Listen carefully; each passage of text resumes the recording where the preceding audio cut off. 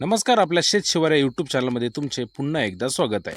तर आज आपण माहिती बघणार आहोत अद्रक म्हणजे जिंजर. त्याला आपण आलं सुद्धा म्हणतो. हे एक अतिशय उपयुक्त आणि औषध गुणांनी भरलेलं कंदमूळ आहे. स्वयंपाकघरात, आयुर्वेद आणि घरगुती उपचारांमध्ये याचा मोठ्या प्रमाणावर वापर होतो.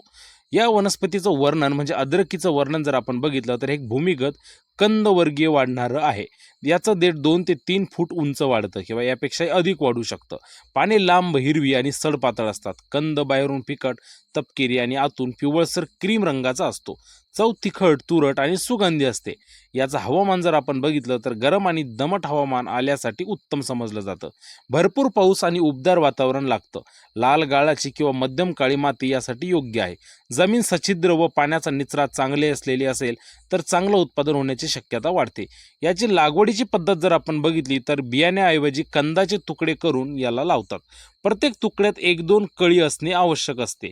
जेवढ्या कळ्या असतील तेवढेच फुटवे याला पुढे फुटतात.